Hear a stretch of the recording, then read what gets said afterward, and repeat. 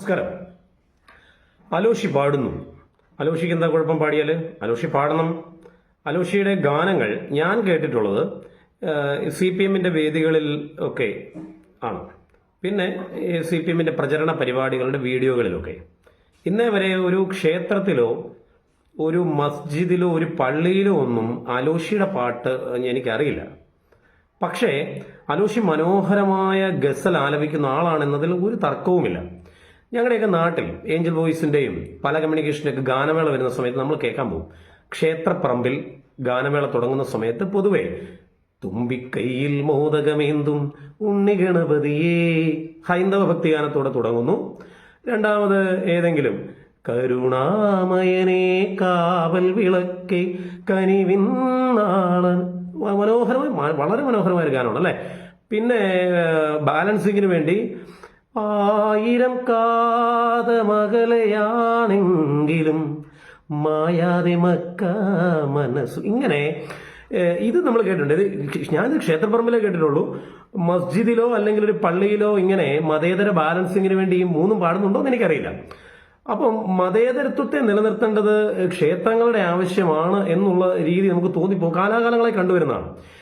എനിക്കറിയാം, എൻ്റെ വളരെ ചെറുപ്പത്തിലൊക്കെ സാംബശിവന്റെ കഥാപ്രസംഗത്തിലൂടെയും KPSCയുടെ നാടകങ്ങളിലൂടെയും ഒക്കെയാണ് കമ്മ്യൂണിസ്റ്റ് പാർട്ടി ഇത്രയേറെ വേരോട്ടം ഉണ്ടാക്കിയെന്ന് പറഞ്ഞു കേട്ടിട്ടുണ്ട്. കാര്യം ഹിന്ദുക്കളുടെ ഇടയിൽ അവരുടെ മെജോറിറ്റി വോട്ട് ഹിന്ദുക്കളുടേതാണല്ലോ.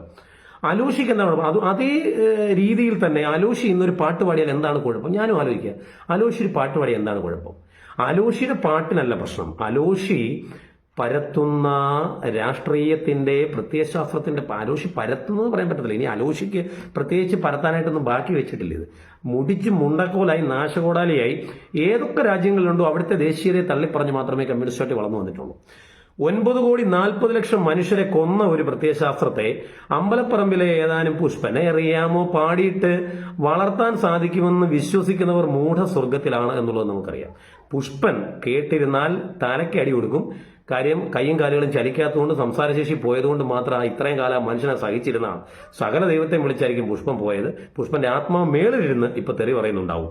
എന്താണെങ്കിലും കലയെ ഇങ്ങനെ രാഷ്ട്രീയത്തിന് ഉപയോഗിക്കുന്നത് അല്ലെങ്കിൽ ഉത്സവ പറമ്പുകളിൽ ഉപയോഗിക്കുന്നതിന് ഹൈക്കോടതി തന്നെ വിലക്ക് ഏർപ്പെടുത്തിയ കടക്കൽ ക്ഷേത്രത്തിൽ വെച്ച് തന്നെ പുഷ്പനെ അറിയാമോ, ലാൽസലാം പോലെയുള്ള മുദ്രാവാക്യങ്ങൾ കൊണ്ട് പാർട്ടിയെ വളർത്താം എന്ന് ആരെങ്കിലുമൊക്കെ ചിന്തിക്കുന്നുണ്ടെങ്കിൽ വിഡ്ഢികളുടെ സ്വർഗത്തിലാണ്. ലൂക്കാക്സ് 1970 കുടുംബങ്ങളെ തകർത്തു മാത്രമേ കമ്മ്യൂണിസം മുമ്പോട്ട് പോവുകയുള്ളൂ എന്ന് പറഞ്ഞത് പിന്നീട് സെക്ഷൽ റെവല്യൂഷനൊക്കെ കൊണ്ടുവന്നിട്ട് നശിച്ച് നാശകോടാലിയായ ഒരു സമൂഹത്തെക്കുറിച്ച് ലൂക്കാക്സ് തന്നെ പരിതപിച്ചൊരു സാഹചര്യം കമ്മ്യൂണിസ്റ്റ് പാരമ്പര്യമാണ്. അതുകൊണ്ട് മുഴുവൻ നശിച്ചുപോയി തുള്ളിമറിഞ്ഞ് എന്താ പറയാ കഞ്ചാവടിച്ച് അങ്ങനെ ഒരു ലോകത്തിലൂടെ വിപ്ലവം ഉണ്ടാകുമെന്ന് കരുതി ഇതിന്റെ ബാധ്യത ക്ഷേത്രങ്ങൾ ഏറ്റെടുക്കണം എന്ന് പറയുന്നതിനകത്തെ പൊരുൾ മനസ്സിലാകുന്നില്ല. സാമാന്യ ബോധമുള്ള ജനങ്ങൾ തിരിച്ചറിയട്ടെ, പ്രതികരിക്കട്ടെ. നമസ്കാരം.